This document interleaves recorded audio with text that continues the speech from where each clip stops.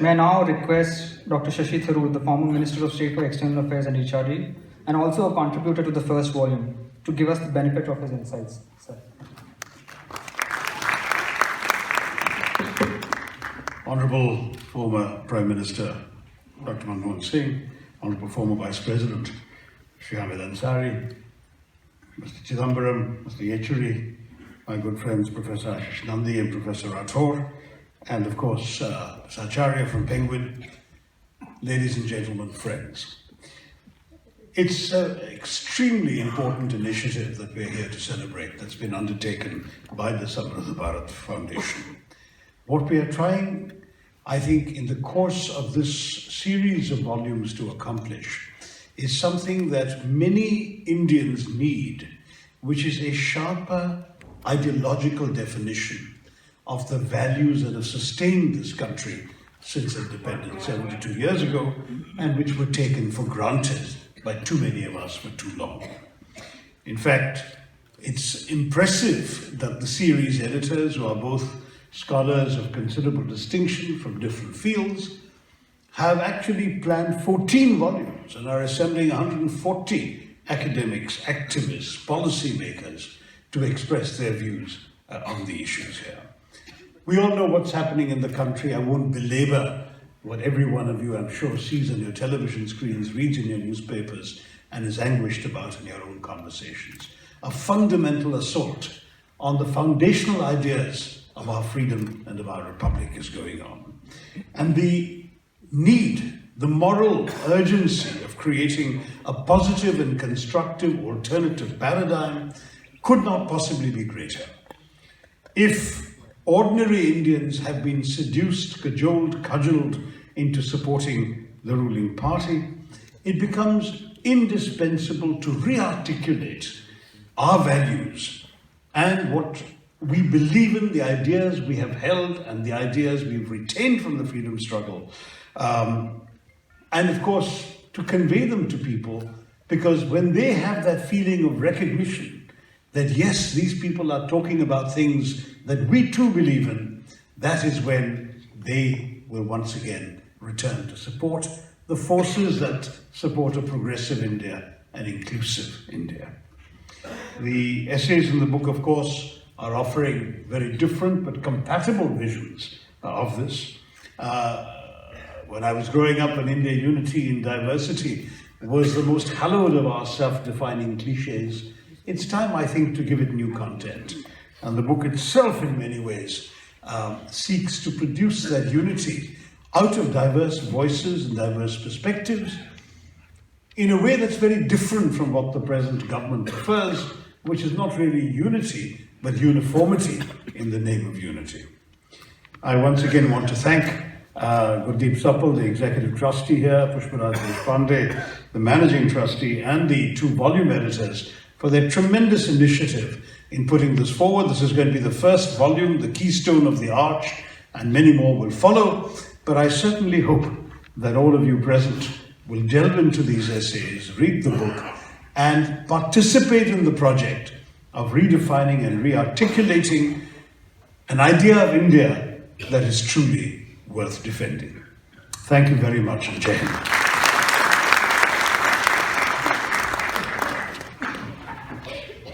Thank you, sir, for your insightful remarks. Your words have and continue to inspire many across India. Could I request Sitaram, sir, who has been so encouraging of Samruddha Bharat as a whole, to kindly enlighten us with your remarks. Sir.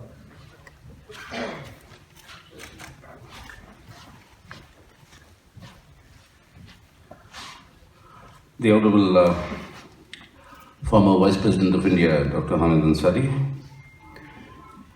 the Honourable Prime Minister, Shri Manmohan Singh Ji, P. Chidambaram, former Finance Minister, Shashi Tharoor, also a good friend of mine, though a junior in college, but nevertheless in the Parliament, Professor Nandi and Professor Tharoor, and the members of the Samruddha Bharat Foundation, the trustees, and the distinguished audience that is here.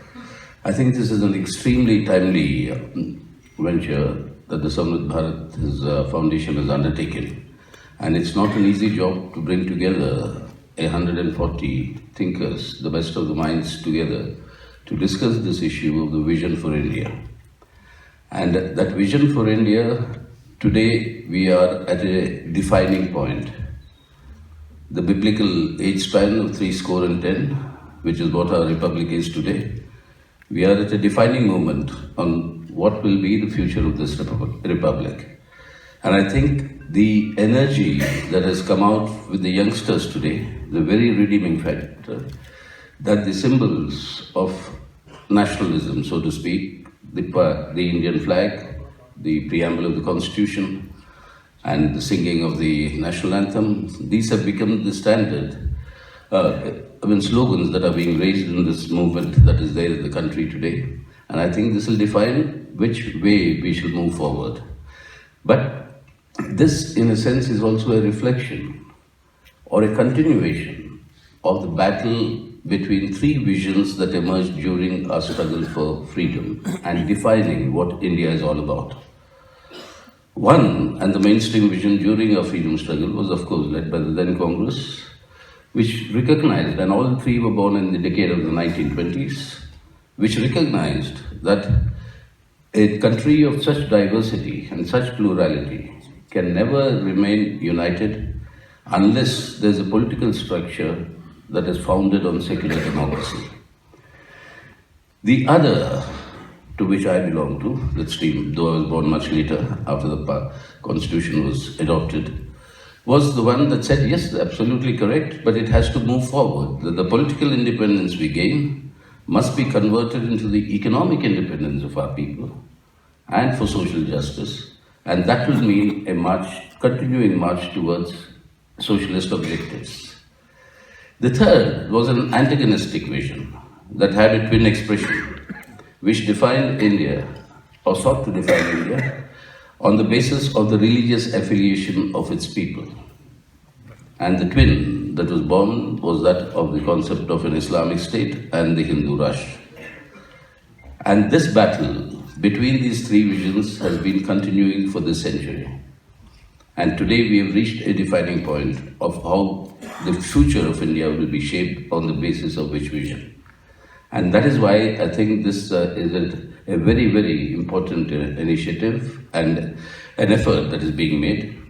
And these volumes should contribute to this churning that is taking place today in the country. Because what is required is actually a new paradigm through which these values are now communicated to our youngsters. And this paradigm and the synergy that we see now, which has to be further strengthened, that synergy will have to build around this new manner in which we can communicate. And that is very important. And for that, I think these volumes will play a very important role in contributing to this churning that is currently taking place. There'll be many battles, of course, but eventually the battle is that of what this idea of India is all about. It is an inclusive concept. What we have today is the battle with the exclusionist concept. Plurality of this sort in India can only be strengthened by strengthening the bonds of commonality that run through our diversity. Any effort to try and impose a uniformity over this diversity will lead to the implosion of this country. And that is the defining movement where we are today. And that is why I think I would like to congratulate the entire trustees of the Samrit Bharat, Gurdup Sapal, and a young friend who's taken this entire initiative in getting all this organized, the editors, of course, and of course the publisher, Mr. Penguin, for having published this volume and the subsequent ones, and requesting or appealing to all of you that whether you like it or not, we are part of this current churning. We have to take a position. Only appealing to you to take a position, and hope this series and these contributions will help in the process of at least shaping, if not crystallizing, a point of view on what the idea of India should be, and we need to preserve it today. We owe it to the posterity, we owe it to our country, and I'm sure you'll all join this current battles that are going on. Thank you. Thank you very much. Thank you, sir, for your words of wisdom. We are extremely fortunate to have worked with you for this volume and hope to solicit your continued support in the future. Given the socio-economic turmoil India has witnessed in the last few years, I'm sure everyone here and the country at large is eagerly anticipating the remarks of the former Finance and Home Minister. It is therefore my privilege to request Chidambaram sir to deliver the keynote address. Sir.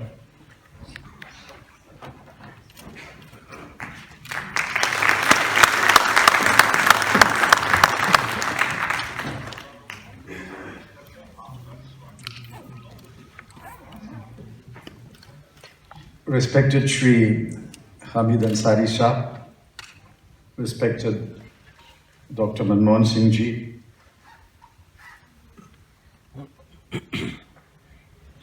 Shashi, Tharoor, Sitaram, Yechury, other panelists, trustees of the Shamruddha Bharat Foundation, distinguished guests, friends. I find that I was given an advance copy of a book.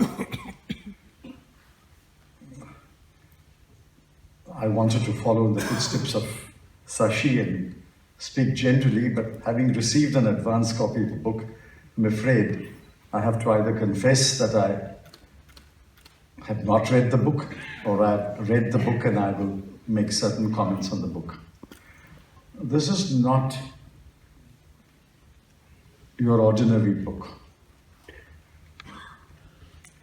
You cannot read it when you have nothing else to do. You have to read it when you can devote the time to read it. When you can keep aside all thoughts, all distractions, and pay attention to some of the most fundamental issues raised in the book. Firstly, this volume is one of 14 volumes. It's an ambitious project. It perhaps will take many months or many years, and I'm proud that we will have 150 authors of great distinction contributing to the central idea of rethinking India. The senior editors say, in order to further disseminate these ideas, both to kickstart a national dialogue and to further build a consensus on them, we are bringing out this set of 14 volumes highlighting innovative ideas that seek to deepen and further the promise of India. In a sense, we must be unhappy why we have to rethink India after 70 years of the Constitution. I can understand reimagining India, but if we are pushed to rethinking India, it means that someone has struck or is pretty close to striking at the roots of our foundation of this country.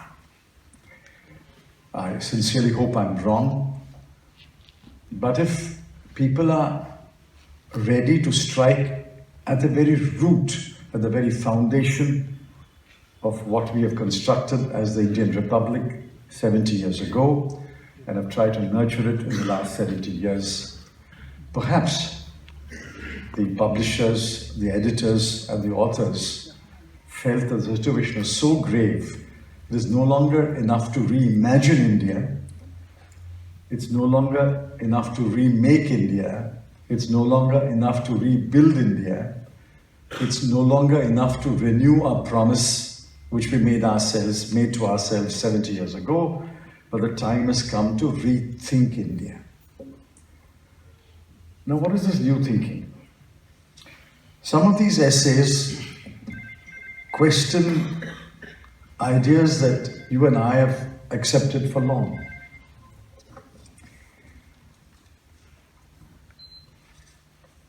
For example, those of you who have read Sapiens know that the sapien who's the human being today is no more than about 7,000 or 8,000 years ago. The author of one essay says, geological research places the formation of the Himalayas 50 million years ago. Genomic research has accepted that the spread of the original population in India was from the peninsula south, where Sitaram and I come from and Shashi comes from, to the west and north. Plant genetics has determined that agricultural practices began spreading from Iran to what is now India some 9,000 years before our time. Archaeology takes us back 5,000 years to trace the roots of our civilization. Linguistic and literary history have succeeded in tracking our path back to a period spanning only 4,000 years. History, based as verifiable evidence, has pieced together in India of the last 2,700 years.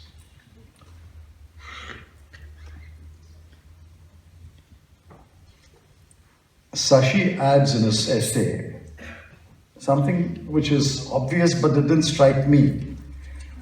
Christianity arrived on Indian soil with St. Thomas the Apostle, who came to the Kerala coast sometime before 52 Christian era and was welcomed on shore by a flute-playing Jewish girl. He made many converts, so there are Indians today whose ancestors were Christian.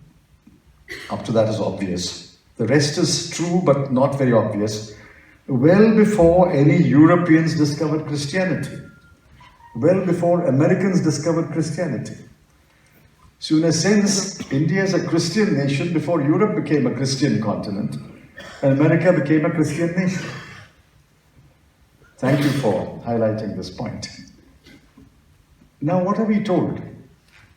They are dragging us back to an age which may or may not have existed. That's why it's called a myth. That's why the stories around it are called mythology.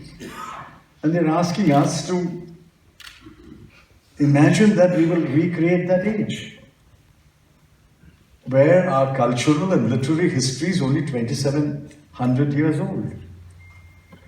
It is in this 2,700s that we have developed the ideas that make a modern democracy. It doesn't go back beyond 2,700 years.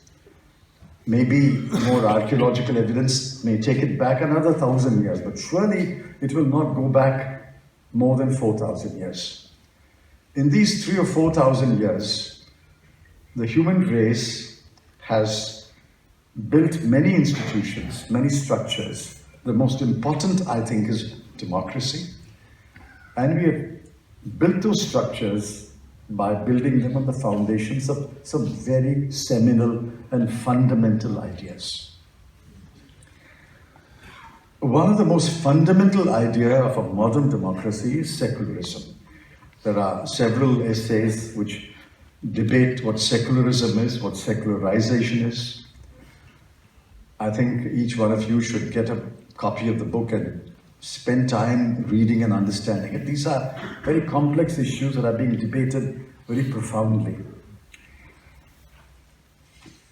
That secularism is under challenge. That secularism is under challenge to a point where citizenship has become an object of attack and challenge. We've had debates on secularism in the last 20, 30, 40 years. But we have reached a point where the debate on secularism has shifted to a debate on who is a citizen of India.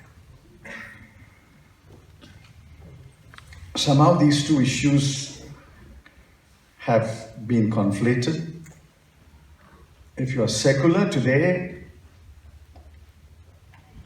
There are people who will call you anti-national. If you are secular today, they will call you're speaking the language of Pakistan. If you're secular, your patriotism is in question. And many of these people will also have their citizenship questioned in course of time. That is the point of danger at which we have seemed to have arrived in the last few years. Now let's turn to citizenship, and I just want to spend a couple of minutes. There's a very interesting essay on how, while we all think we are full citizens, not all of us are full citizens. Our citizenship has been diminished by a number of things. For example, the author says, there are a certain number of languages in the schedule to the Constitution. And then he comments, when we look at the plight of communities that do not speak any of the scheduled languages as their mother tongues, and we note that the state has been uninterested in creating access to education for them in their own languages, their linguistic citizenship is compromised. Those who fail to understand the intricacies of law courts automatically become legal non-citizens.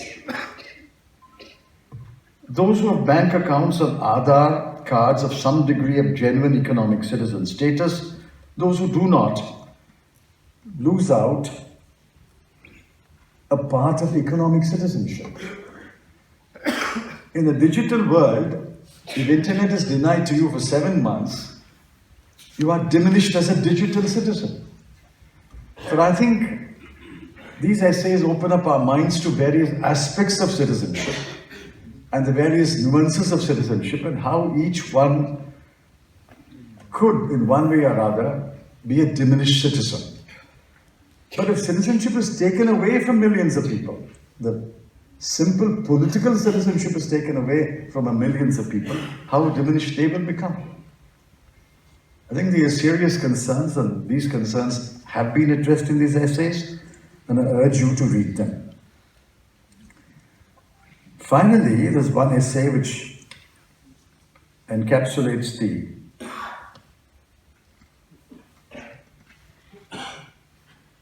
point of view of those who are propagating the Hindu Rashtra and Hindutva. And it says, who is Hindu, which was reiterated and perversely materialized in Golwalkar's We or Nationhood Defined. It's based on 5 specific categories: language, race, religion, territory, and culture.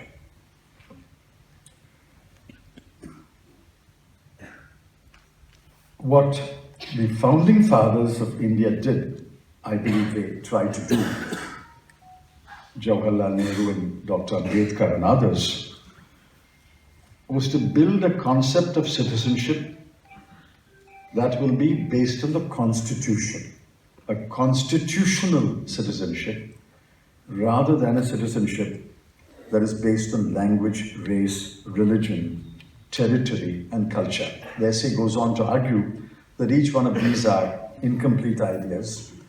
I won't dwell on them. But what is happening today is there's a reassertion that it's only when you speak a particular language or you speak one of the languages belonging to that family, or you belong to a race, or you belong to a religion, or you practice a particular culture, you will be an Indian citizen. If this definition is applied, many of us will cease to be Indian citizens. Many of us will become diminished citizens, and a large number may even become non-citizens. So I think we have to understand, as long as this was simply a theoretical idea propagated by Savarkar and Golwalkar, we could debate it and leave leave the debate with a smile on our face. But when this has become a political project today, and these ideas are embodied in a political project, and the state is willing to put its power and resources and authority and might behind taking this political project forward, I think we should seriously worry what will happen to the concept of a constitutional citizenship devised by Dr. Ambedkar, Jawaharlal Nehru, and others. Finally, there's one essay which says why secularism is important. Secularism is an attempt to control politicized religion from taking over the state. Today, a politicized religion has almost taken over the state.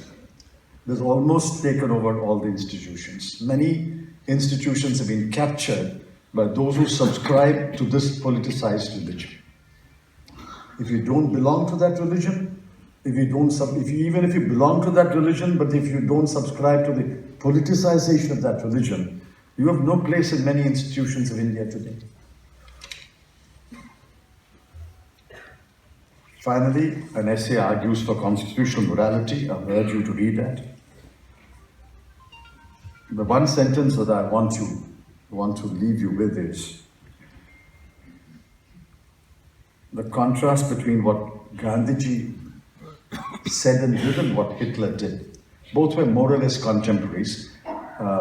Hitler was about 15 or 20 years younger, but the period overlapped. It says, it was a time when Gandhi came up with his idea of civil disobedience as a statement of one's moral courage in the face of injustice. Civil disobedience as a statement of one's moral courage in the face of injustice.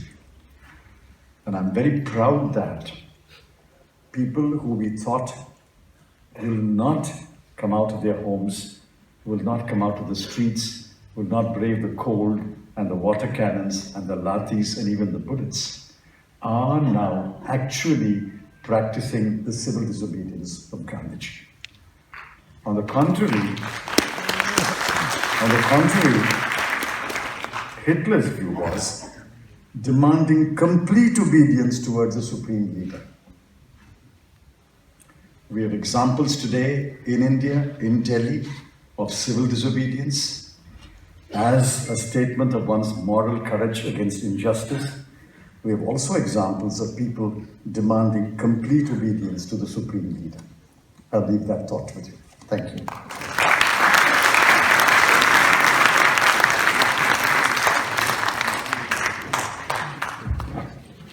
Thank you, sir, for your thought-provoking and incisive remarks. I am confident that your words will resonate with millions of Indians who are anxious, desperate even, for a positive and constructive alternate paradigm. Thank you also for sparing time from your hectic schedule to be here today. We will now be launching Samriddha Bharat Foundation and Penguin India's first volume in the Rethinking India series. Could I request the other two series editors of the volume, Professor Mridula Mukherjee and Dr. Saida Hamid, to join us on stage to launch the volume. Ma'am.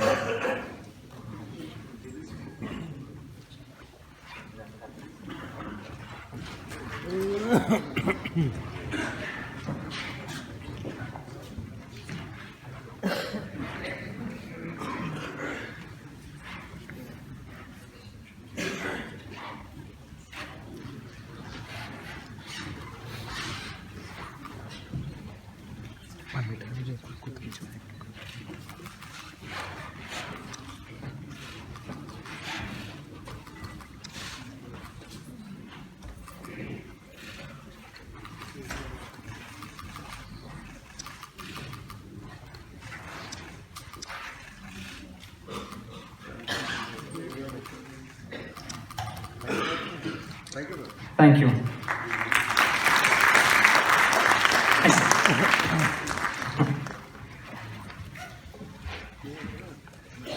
Ladies and gentlemen, we will now have a brief panel discussion with some of the contributors to the volume and the series editors.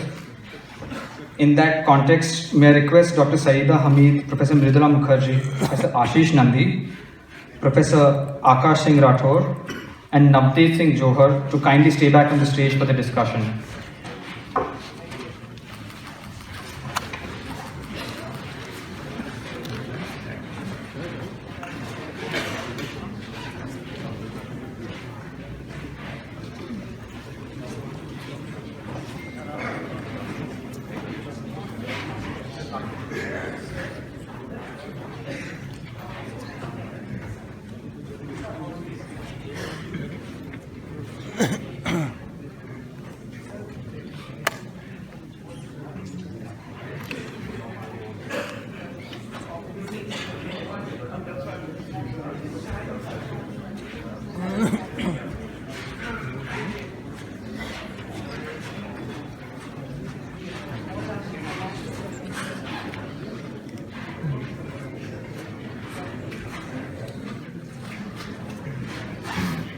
Could I request Nagarao to kindly help us clear the chairs?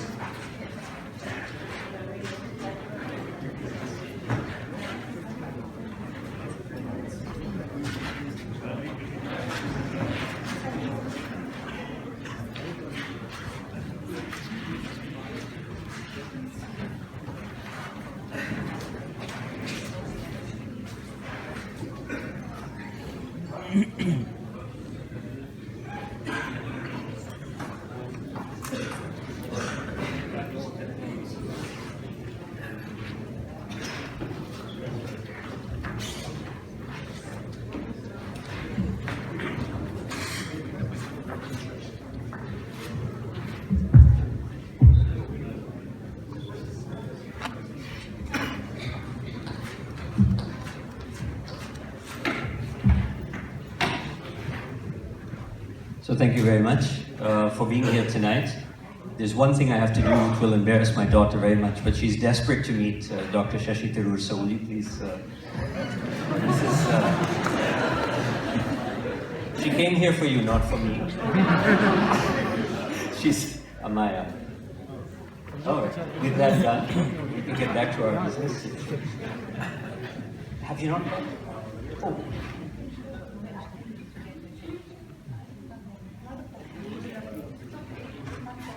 Four mics we have.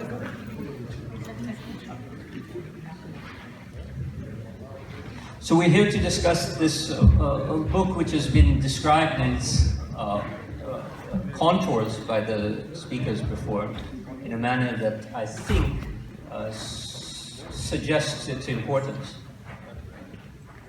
And now we turn to a more academic I'm going to call you an academic because you're a scholar of great insight, though not an academic, but a scholar. So let's say a scholarly panel where we discuss, in some ways, some more details about what this vision is, why the book needed to be written, why we were... I mean, just imagine, you've brought so many people together, they could write anything. And this is what we chose to produce. So what we want to talk about is why the urgency, why is it important? And I think we can begin with a person who's been a leading public intellectual in India for 3 decades now. I believe all of us have read his work. Younger people like me have grown up on it. Professor Nandy, would you please comment in some respects about where you think this volume fits into the contemporary climate and maybe its importance for the future?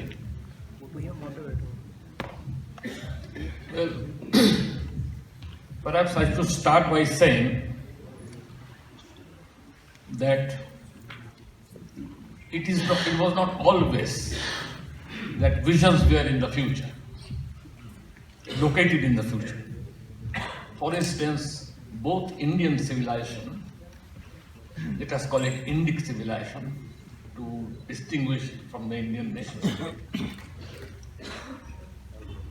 and the Indic civilization, given its wider spread,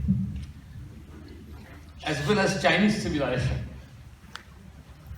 has a long tradition of locating visions in the past. Ramarajya was a kind of a vision of the future located in the past. You are always trying to retrieve that. Actually, Christian Europe also had, the Christendom also had such a vision, the Garden of Eden, that kind of dissolved at the end of the Middle Ages. Now we have a situation, particularly in the southern hemisphere, where all available options that we had in futures, all the visions, have been subjugated. In some sense, our futures have been stolen. Because now we have only one future, globally. And that is what is being projected. And we have sometimes, can say that, we have internalized it rather fully. At one time, 1 billion, at that time it wasn't 1 billion people. The virtuous Indians and the virtuous Chinese for that matter, or the virtuous Africans, those who had lived a virtuous and spotless life, aspired to go to heaven.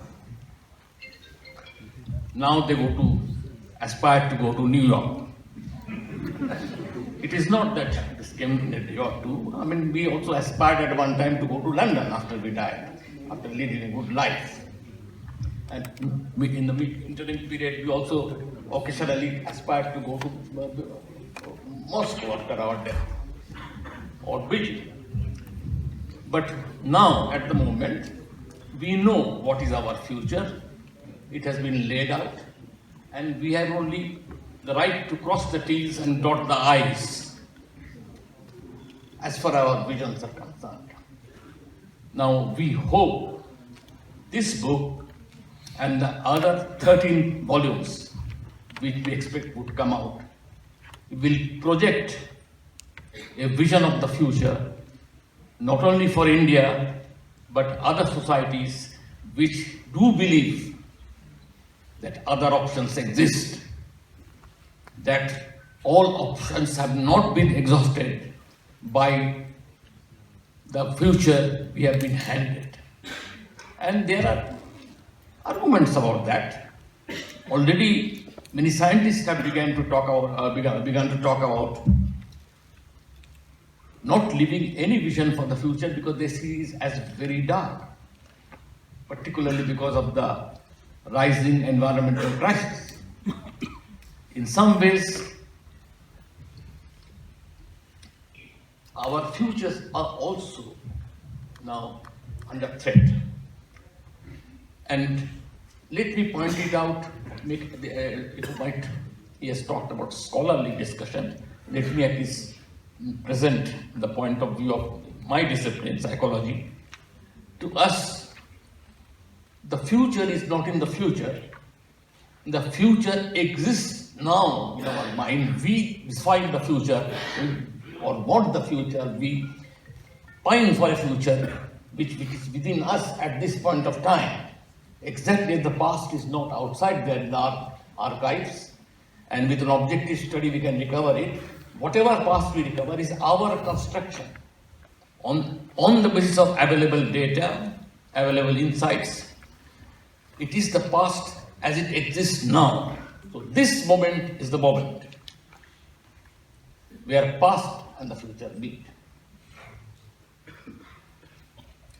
And one hope I have about this set of books is this, that they will encourage us, unburden us from some of the loads we are carrying, and allow the next generation to think of not one vision, but multiple visions. Even these books, even in this book, I am sure over the time you will discover not one vision, but the signs of or imaginations or markers of multiple visions contesting from.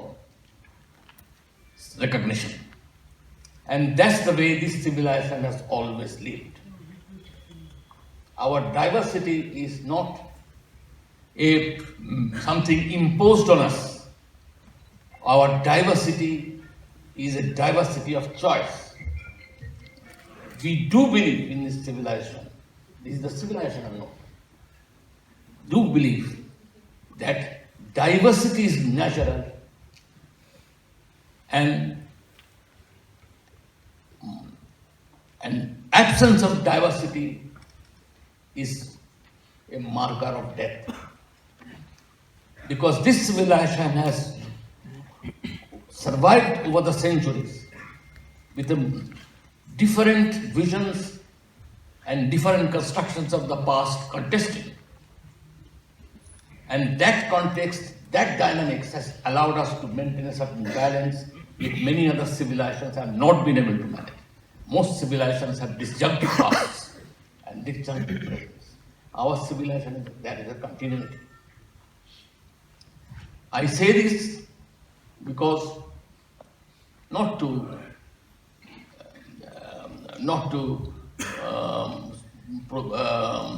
avoid, only to avoid a monolithic concept of a vision.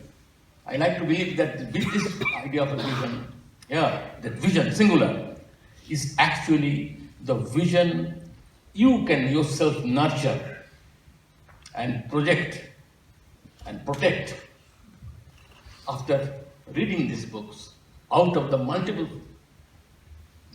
visions which are in setting up the dynamic of this civilization. And I do believe this be owed to the posterity. Thank you very much. Before I come to the two others who are series editors, who will have probably something to say about the series as well, and say that he contributed to the volume in a very significant way. I'll come to Navtej Singh Johar, who has a unique distinction because he's the only person in the book who's both written about and has also written. Kalpana Kanabiran has written a very interesting article about the case Navtej Singh Johar versus the Union of India. Navtej, you wrote about embodiment, which is an aspect that others of us more cerebral tend to neglect, and the volume tended to neglect. Can you talk in some way about why you thought in Vision for a Nation, why you thought speaking about the body would be essential given the current political climate? Yeah, thank you. As he says, I'm a practitioner, I'm a dancer and a yoga practitioner, and I'm coming from that perspective. And my preoccupation is the body. And I also realize that there is a body, and then there is the idea of the body. And similarly, like there's an idea of India, there's an idea of a nation. And somehow the idea never quite allows the body to be. The idea never quite allows the body to exceed the idea. And the body is far more than the idea, or far more than what the idea can even imagine, so to speak, or articulate, because as we know, something called paravak, something that's beyond vak, something that can't be even spoken about, it is there, but words can't capture it, ideas can't capture it, and yet it's a human experience. Thus I dance. I mean, I can't say things with words, but I have to kind of resort to non-verbal expression because there's an excess between the word and yet something left to be said, for which I have to move my hands like this because that expresses or emphasizes what I'm trying to say, what my words can't. So this thing, when I say the idea of and to say that the idea of the body is and the idea of the nation that we are troubled with today is not new. I would say that dance has been, has lived this idea from the very beginning. And people think that dance is kind of peripheral and dance is like, something cosmetic. Indian dance I'm talking about. Being a dancer, and from the inside I can say that I think that India could not even have dreamt of being a modern nation till such time that it had not moralized the Devadasi. The Devadasi, who was a temple, who was like a temple priestess / pleasure woman, modernity could not digest that paradox, and the paradox had to be split or categorized, so to speak. So, and it's at that time that the whole idea of a pure, moral, chaste past of India was envisioned, and the whole idea of Devadasi was obliterated to say, oh, she was like a Catholic nun, she was supposed to be a virgin. Ye to galti se pata nahi kya ho gaya. And that's exactly what's happening today, and that's been happening all over. We've always resorted to some kind of a fake, fabricated past where everything was all right, like Sone ki chidiya kind of a thing, you know. And I'm losing my point now. So this thing of imagining the past is not new. We have all participated in that. And imagining a fabricated past, not a real past, an idea of what India should have been. So we are all kind of, living in that. We want to go back to that once upon a time. That's what's happening today. They want us to take us back to that once upon a time. Jab sab kuch theek tha, jab sab kuch pure tha, this obsession of purity. For many years, I've had a very troubled relationship with dance, which I love and hate. And I hate dance because I feel it reeks of cultural chauvinism. And the chauvinism is that of being spiritual and pure and refined, and all these ideas that have been imposed upon the idea of India. And for 30 years I've been saying that there is not much of a difference between cultural chauvinism, which many of us have participated in, and fundamentalism. There's a very thin line between that. So this trickle of chauvinism that we have all participated in has now come to be, and it's taken its gloves off, so to speak. And I think that culture has been quite often the soft fundamentalism, at least in this country, or what is considered classical. So that's what brings me back to the body, that there's the idea of the body, and the idea of the body has been very dangerous, is dangerous, because it's always like, I just heard moral authority. Now what is moral authority? It's an idea. The body, so moral authority is either you're correct, you're politically correct, or you are virtuous, or you are righteous, or you are chaste, and you're standing on some kind of a moral, sense of right and wrong. And that is imposed upon the body. But really, if you start working with the body, like a serious yoga practitioner or a somatic practitioner, you realize that the body is, the sensitivity of the body, the beauty of the body, far exceeds anything that's right and wrong. The body is supremely moral on its own, without any morality imposed upon it. But yet we can't allow that. I might be going in circles, but I'm trying to say that an idea, as opposed to something that is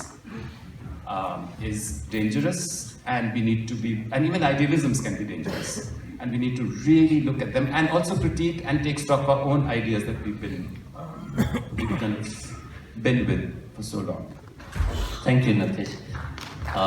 You can read Navtej's contribution on embodiment, which goes through the history of Indian philosophy in a very intriguing way, because it addresses the history of philosophies in India by the vantage point of lived experience and the body.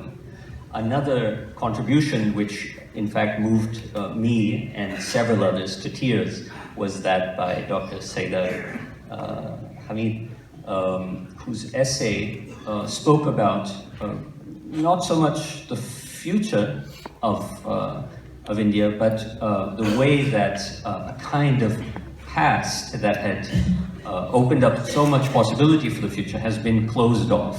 And it's been closed off and constrained to such a degree that it almost seems like a fantasy, as opposed to the vision that we all collectively had, at least from the 1950s. Would you care to speak on this? Yeah, thank you. It's very difficult for me to articulate my feelings here. When Gurdeep opened the meeting today, he talked of we are living in dark times, and I was reminded of these lines, which sometimes I don't know if I can believe in them or not. And this is lines from a poet, which says, रात जितनी भी संगीन होगी, सुबह उतनी ही रंगीन होगी. दो घड़ी का है मेहमा अंधेरा, किसके रोके रुका है सवेरा. I don't know anymore if I believe in it. So, I also live right in Jamia and Shaheen Bagh. So, my reality comes from a lived experience. And Akash was very encouraging. I thought I wrote something very personal, unlike some of my other colleagues who wrote more scholarly pieces. But then I wrote as I felt. And I where this Hindu-Muslim, this what was referred to by the opening panel, all the binaries and the dichotomies, Hindu hai, Musalman hai, anti-national, Ghaddar, all those epithets suddenly become a lived reality every day. And what Akash liked about my article, I think, and I can only talk about that, is that I spoke of a time where these distinctions did not exist. Hindu poets wrote about Allah and Rasul and the Prophet, and Muslims wrote about Ram, Diwali, Holi, Christian, Guru Nanak, and nobody thought anything of it. So for me now, I live with a label which says I'm a Muslim woman. There is something happening among the Muslim women of this country. There is a leher which is going through, but it also means that when you press a button, the current can blow up Shaheen Bagh and all the Shaheen Baghs across the country now. It's a time where one remembers Allama Iqbal, who wrote about, and I've quoted that in my article, who wrote about Ram. And he said, "Hai Ram ke वजूद पे हिंदुस्तान को नाज, है राम के वजूद पे हिंदुस्तान को नाज, अहले नजर समझते हैं उसको इमाम Hind." Allama Iqbal called Ram an imam, and Ahle Nazar are people of vision, and this is all about a vision. Or I think of another example of a poet who, for me, again symbolizes the seamlessness between Hindus and Muslims, the link, the connection. His name was Tilok Chand Mehroom, and I'm sure the older generation like me would remember that his son was a man called Jagannath Azad, and I remember Jagannath Azad very well. But Tilok Chand Mehroom's lines, which I just want to read out to you, there are only 4 lines, again would probably be considered to be extremely distasteful. And yet he says, praising God, Allah, he says, चमन में दश्त में वादी में कोहे सहरा में, चमन में दश्त में, वादी में, कोहे सहरा में, कोहर में, ओले में, शबनम में, अब्रो दरिया में,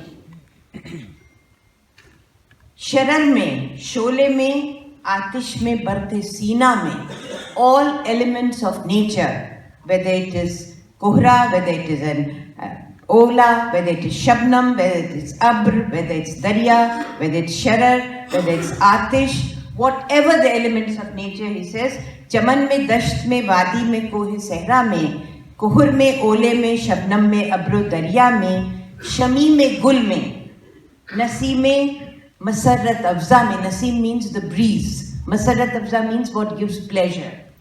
शमी में, गुल में, नसी में, मसरत अफ़ज़ा में, ये सारे जलवे हैं किसके?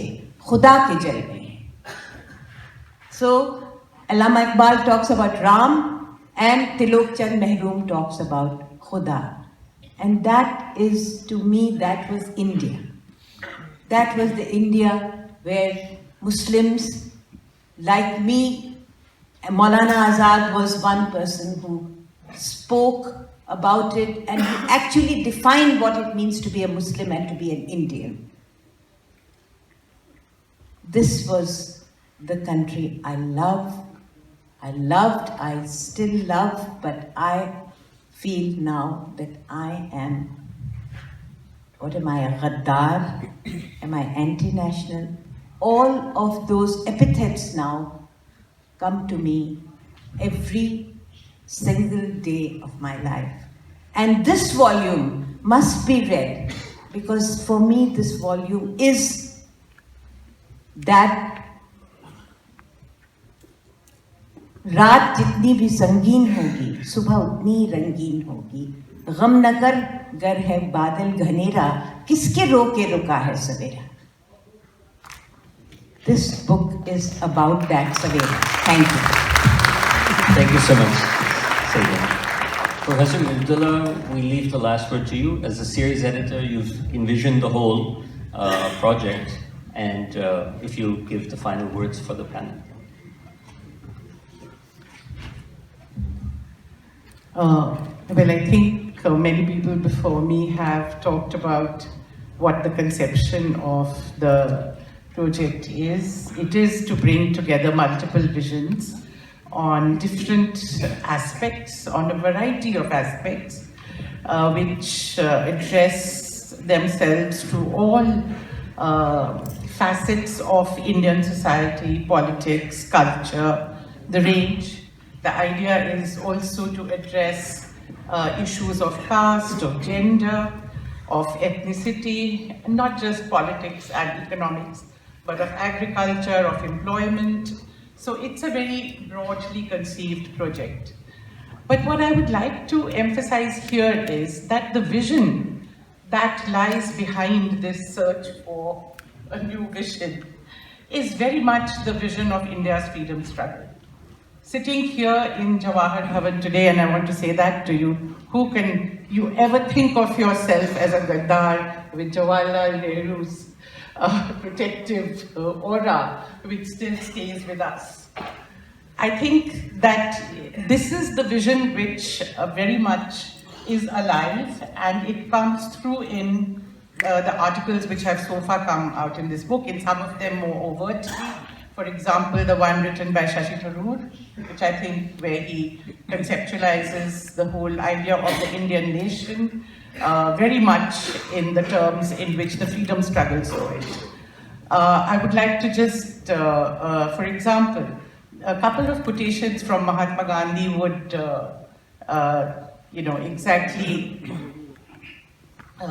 describe what I want to convey. One of his most well-known, I don't know nowadays, maybe again well-known because of what we see around us, was that what is the India of my dreams? And he said that a country in which people are made to feel small because of the religion they belong to can never be the India of my dreams. And if we look around us today, we see that as, and he put it very beautifully, as he always did, in simple language, feel small. Second-class citizens, non-citizens, fighting for citizenship rights. I mean, all this is much more than just feeling small. But we also know that the whole conception of India, which he tried to put into practice throughout his life, and certainly fought for so avidly in the last years of his life, where the famous example when in Delhi, in this city, the kind of language which we are hearing today, the only way to keep your sanity is to keep reminding you that in this same city, in 1948 in fact, 72 years ago, in this very month, Gandhiji had gone on his last fast from the 13th to the 18th of January, where it was essentially a fast where he said that people have to agree to live together. And he put a challenge before the leaders of all the political parties, including RSS and Hindu Mahasabha, that they all have to agree that they will stop the madness that is going on around them. And they all came to him and they gave undertakings that they will not continue with what they were doing. And that was the vision of India which we practiced. In 1942, when Gandhiji gave the call for Quit India, along with that call, he promised to the people of India who would be an Indian citizen. And he laid it down in unambiguous terms. I'll just lost the... He said, Hindustan belongs to all those who are born and bred here and who have no other country to look to. And then he mentioned all the religions that he could possibly think of. Not just the Muslims, not just the Hindus, not just the Christians, Ben Israelis, Jews, every small sect that you could think of, he lists so that nobody gets left out. And then he says, free India will be no Hindu Raj. It will be Indian Raj, based not on the majority of any religious sect or community, but on the representatives of all the people without distinction of religion. The idea that we are being sold today, that citizenship can be something that the people of India have to prove, is something so absurd when you think of the freedom struggle. I do not recall at any time any leader, big or small, ever even raising the issue of citizenship. Yes, it is an issue that came up after partition, and then it was solved in the broadest possible manner. I want to say unequivocally here that when we are told that we are now completing the unfinished business of partition, there can be no bigger lie.